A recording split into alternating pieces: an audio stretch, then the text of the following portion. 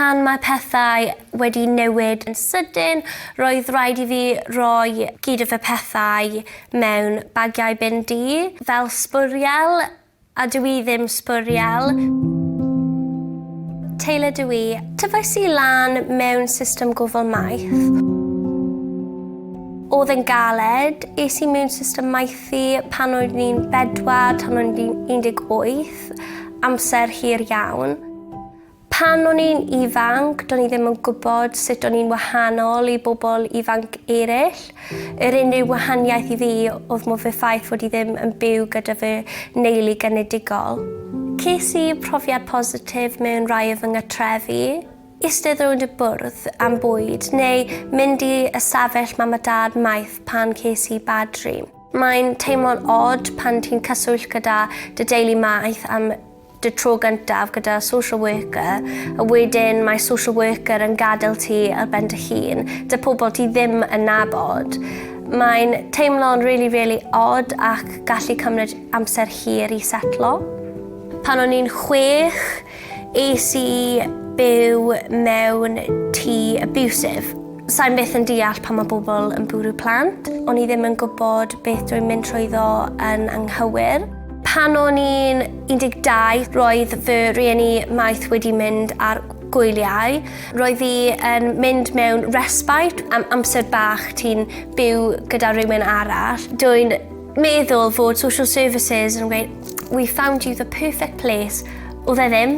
Y darn mwyaf anodd oedd y uncertainty. Dwi ddim yn gwybod os byddai'n mynd i cael ungicio mas am dweud y bar, neu os mae fy rieni Maeth wedi just newid ei meddwl.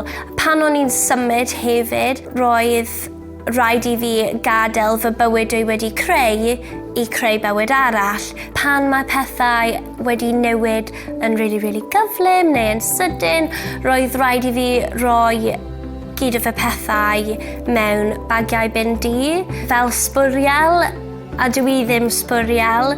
Pan o'n i'n wneud fy GCSEs, o'n i wedi cael fy ngicio mas a roedd gen i exams y diwrnod nesaf. Ro'n i'n just wedi cael ei chucio mewn i tŷ newydd. So am llawer o bobl, roedd y stress o GCSEs yn enough.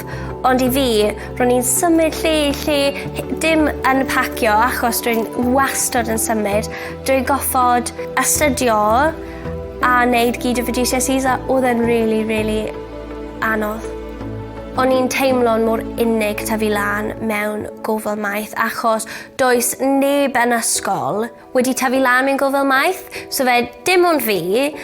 Roedd rhaid i gyd o fy ffrindiau cael checks. So os byddai eisiau mynd i tŷ ffrind, roedd rhaid i social services checo os bod popeth yn iawn dyn nhw gyntaf, fel mae nhw'n problem neu rhywbeth. Pan ti'n dweud, o, sai eisiau byw fan hyn, sai eisiau wneud hwn, does ddim llais dy fi. Ti'n goffod symud, mae'n rhaid i ti symud. Mae'n really galed. Pan nes i brifysgol, am y tro gyntaf, roedd fy mywyd yn un lle, ro'n i'n mor hapus drwy'r gyd o amser.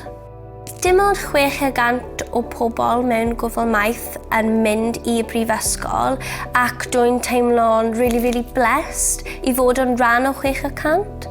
Roedd drugs a alcohol un o resymau dwi wedi mynd mewn i gofal Maeth. Dwi'n really conscious am bwyty y effaith mae'n gallu cael. Byddai'n byth mynd lawr y path hwnna achos mae'n gallu torri pobl a teulu. Pan dwi'n really hapus, I'm like, something's gonna happen. Cos pan o'n i'n hapus yn tŷ, roedd rhaid i fi symud, neu os mae rhywbeth yn digwydd yn ysgol, roedd rhaid i ni symud. So mae lot o pethau sydd wedi digwydd pan o'n i'n ifanc wedi just festro mewn i'r bywyd fi nawr, ond dwi'n trial gadael fe yn y pas, ond mae'n really anodd rai weithiau. I shouldn't be happy, and as a matter of fact, I feel like I should be more happy than anybody. I've been through some really awful things. Mae gen i podcast o'r enw Tayler's Life. Dwi'n siarad yn bwyty pethau dwi eisiau pobl i ddweud wrtho fi pan o'n i'n tyfu lan. Roedd fi'n teimlo'n tipyn bach yn embarrassed i ddweud, dwi'n tyfu lan mewn gofal maeth fel bai i oedd e, a mae fe ddim. Dyn ni wedi mynd trwy'r system oherwydd gamgymeriadau pobl eraill. Felly, dyn ni'n victims yn y sefyllfa. Os dwi'n gallu helpu rhywun rhywle yn y byd yn just siarad, byddai'n neud hwnna.